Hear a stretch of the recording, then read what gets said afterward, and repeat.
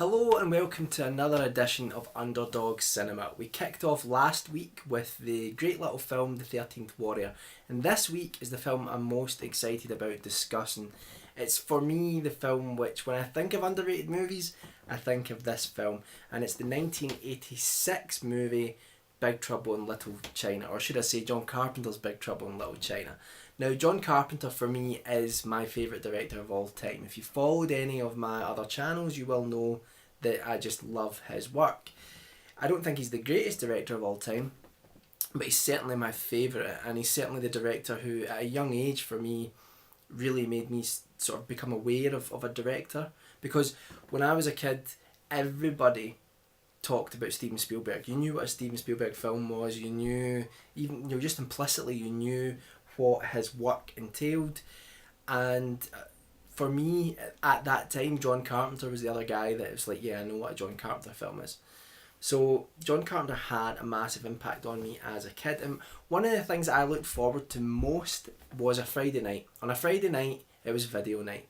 Either my mum and dad would go down to the video store, or I would go down with them, or perhaps go down with a friend or with my brother, and we'd pick up a video and we would come back and we would watch it all together. And Big Trouble in Little China is one of those films that I remember from that time. It's one of those movies that just sort of etched this imprint in my mind. Other movies at that time that I always remember sort of getting out on video that really sort of shocked me that I was able to watch these movies at home. It was things like Return of the Jedi, The Goonies, Explorers, Gremlins, a whole bunch of other films. But Big Trouble in Little China is always one which has a special place in my heart. It was released in 1986, and it started off actually when it was originally envisaged. It was going to be a Western, and you can see that when you watch it, that it was actually going to be set in the 19th century, and you get that feeling from it, that it certainly does have that Western sort of vibe to it. In fact, Kurt Russell, who plays the lead in the film, actually is doing a pretty good John Wayne impersonation. He did Clint Eastwood as Snake Plissken in Escape from New York, and in Big Trouble in Little China he was doing his John Wayne impersonation. So the film is a real sort of mashup. Again, last week when we talked about The 13th Warrior, we talked about how films can be cross-genre, and that I've got a soft spot for films which do that and manage to pull it off. And Big Trouble in Little China is just one of the best examples of it. It is an adventure movie, it is an action film, it's a comedy, it's almost got elements of sort of self-parody as well.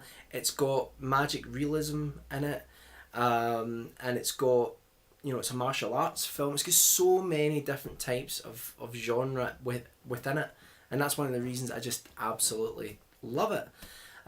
So I think when watching it, it was always something as a kid that it just it was like an overload on my senses, watching this film and just not really being able to take in how amazing it was.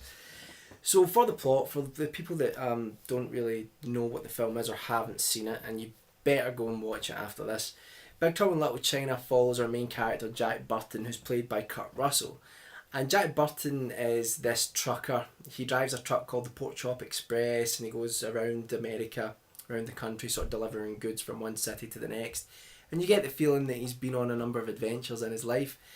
But he's also a character who is very much out of his element in almost every sense. Almost everywhere he goes, he sort of talks the talk, but he doesn't really walk the walk. And that's part of what makes this film special, but we'll get back to that.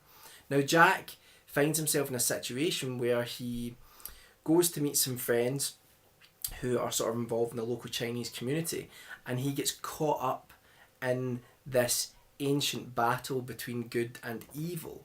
You have the evil spirit Lo Pan, who has been cursed for, I think it's 1,000 years, a very long time. He's been cursed, and the curse that he has is that he is not able to enjoy flesh. He's not able to enjoy the material. He doesn't have a real body. He's like a ghost, a spectre. But the curse is said to be lifted if he marries and then sacrifices a green-eyed girl to some sort of deity which will then lift the curse off of him. And on the other side, you have Egg Shen, who's this sort of scruffy local wizard or mage type character who is trying to defeat Lopan. And Jack sort of stumbles into this battle, and again, even if he's normally out of his element, he's even more out of his element here. And he has this sidekick character who is like his friend, and what's brilliant about it is that the sidekick is actually the lead and the lead is the sidekick. That's the sort of premise of the film. That's one of the main conceits of the film, which is that actually the main character is out of his element and it's the sidekick who is actually always there on hand and always knows what to do. That's where a lot of the comedy comes from. The sidekick character Wang Chi is the sort of pivotal character of the film, really. He's the one that's not only introducing Jack Burton to this sort of Eastern culture where there are demons and wizards and warlocks and all these strange things going on, but he's also the sort of he's the pivotal character for the audience as well, because we're Jack Burton, we're getting sort of brought into that world which some of us may not be that familiar with unless you've been a sort of big fan of Hong Kong cinema. So as the film progresses, the main idea of it is that there's been a kidnap and it's all to do with these green-eyed girls, and the green-eyed girls are going to have to be sacrificed to this god so that Lopan can become whole again. But the problem is that he actually kidnaps two girls with green eyes. One initially is the fiance of the sidekick character, and then the other is actually a girl that Jack becomes quite enamoured with himself, so that's a sort of love interest. She's played by Kim Cattrall. So it's just a crazy film, and trying to synopsise, I'm trying to do my best, but it is a little bit difficult because it is all over the place, and that's part of the charm of this film. So Jack and this sort of ragtag bunch go in search of trying to save these girls from this sort of evil demonic man known as Lopan. So that's really the gist of it, but it doesn't entirely convey what the film is, and that was part of the problem when it came out. You see, it was marketed completely as something that it wasn't. The people, the producers and the marketing team seemed to think that they were getting an action film with someone like a Stallone in the lead. And apparently one of the producers on one of the screenings turned round to John Carpenter or Kurt Russell and said, of Jack Burton, the main character, he's not very good, is he? So they didn't really get that that's the comedy of it, is that Jack Burton is always out of his element. If you watch Indiana Jones, sometimes he has that as well, and there's a charm to that where Indy is slightly out of his element. You see a look in his face where he's kind of like getting beaten up or doesn't really know if he's going to get out of this. And all this film does is it takes that to the extreme where the sort of main lead is really out of his element. But it's an absolute blast. But the problem was at the time that it was marketed as if it was going to be this big budget action film but with a sort of serious lead. And it's just not that. But it is a phenomenal action movie. It is a great adventure film. It's got all of that. It's just that people didn't know what to expect. And I believe what happened is that they pulled the marketing, and then the word of mouth wasn't very good, and a lot of the critical response to it at the time wasn't great either. A lot of people just lampooned the movie and said it wasn't very good, but luckily and thankfully the film has been reevaluated now and it has a growing cult following, and I'm thinking that one day, probably in the not too distant future, Big Trouble in Little China will actually become a mainstream film like it was supposed to be. You know, it'll become a film which is really appreciated by the majority of people.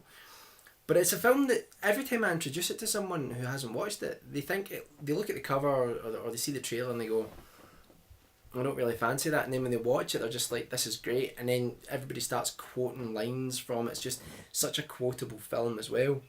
One of the biggest tragedies of Big Trouble in Little China is that it really marked the end of Carpenter's ambition to become a Hollywood director. After this film, he just decided that he really didn't want to work within the Hollywood system, and the reason for that was the way he was treated, the way the film was treated, it was treated abominably, and the fact that it was marketed as something else, and they didn't even put out much marketing in the first place, but then when they did, they got it wrong. So he was just really, really down about that and despondent. So after that, he went back to sort of doing more independent movies. And I think that's a shame, because I would have loved to have seen him do more studio pictures, because I think with a good budget behind him, Carpenter showed what he could really do, which was something really, really special.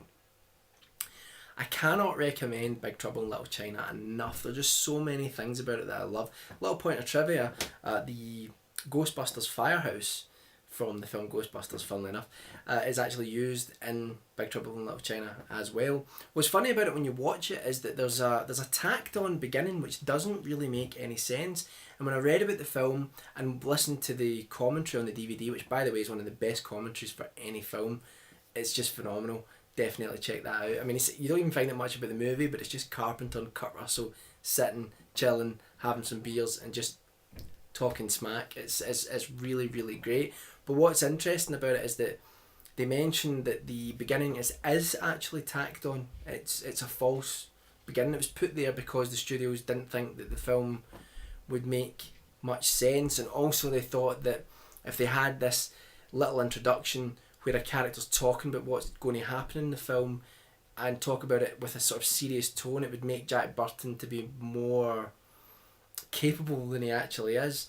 So you have the Egg Shen character sitting with someone, I don't even know what it is. I think it's like a guy in a I don't know if it's the police or court or whatever. But the funny thing is, they don't return to this. This should have been, if they were going to put it in, it should have been like, should have bookended the movie, but it doesn't.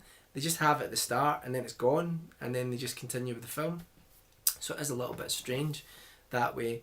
There's some great effects in this film, really some great effects. I mean, some of them, some people might think are a bit hokey, but I think the sort of neon colour of the film is something that is, it really does convey the sort of otherworldly atmosphere of the movie, that when you think of the Jack Burton character going into this, you know, it's meant to be modern day America, but you realise that there's this sort of old Chinese culture that's sitting there as well, and I think it manages to sort of straddle that line really effectively. I just love the movie. I mean, I could go on about it for hours probably. I could probably do my own commentary on the movie because it's one of my favourite films of all time. But I just think it's so sad that it's been so underrated for so long, and really the biggest sadness of it is the fact that it should have been a franchise. And in fact, I think Carpenter wanted to make it into a franchise. Carpenter at one point even tried to get a television series off the ground with it.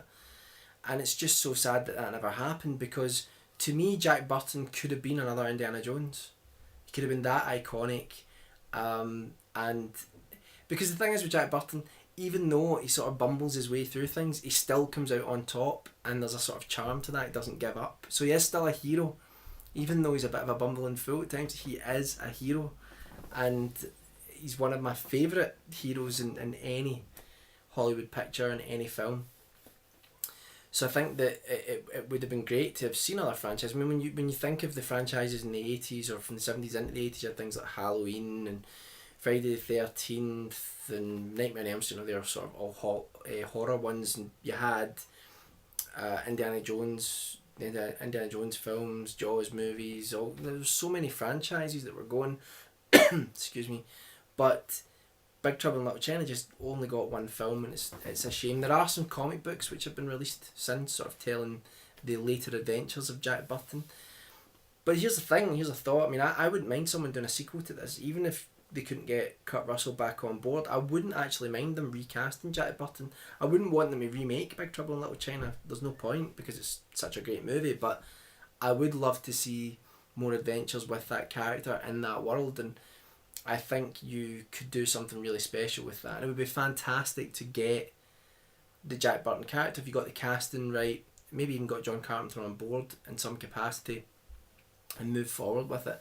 I think there is an audience there now for that, but unfortunately the sort of big corporations that run the movie studios now only really want to look at the the sure thing, you know, the movie properties which they know people already have a big interest in. So that's Big Trouble in Little China. You have to watch it if you haven't seen it. It's just a blast. I mean, if you look up the word fun in the dictionary, there's a picture of Jack Burton on the Big Trouble in Little China poster. There's not really, but there should be, because that's what this film is. It's just fun. It's a great adventure. And yeah, there's an element of nostalgia that attached to it for me, but I certainly think that the reason I love the film is just because it's so damn good, you know. And if you haven't watched any John Carpenter films, this is a great one to watch, but he never really made anything quite like it again, so or previously. But what was brilliant about Carpenter is that he does have this skewed humour and this skewed perspective on things. Not enough people talk about it with regards to Carpenter's films. A lot of people think that Carpenter's films are very two-dimensional. They're not. They're multi-layered, and just he made some of my favourite films of all time. Big Trouble in Little China is definitely up there. So go check it out. Let me know what you think about it. And as always, we've only done this once before. Leave any suggestions you've got for underdogs of cinema so that I can then take your idea and steal it, like I said before, and then take the credit for it. No, I will mention you in the video. So thanks for watching. I'll see you next week. Bye for now.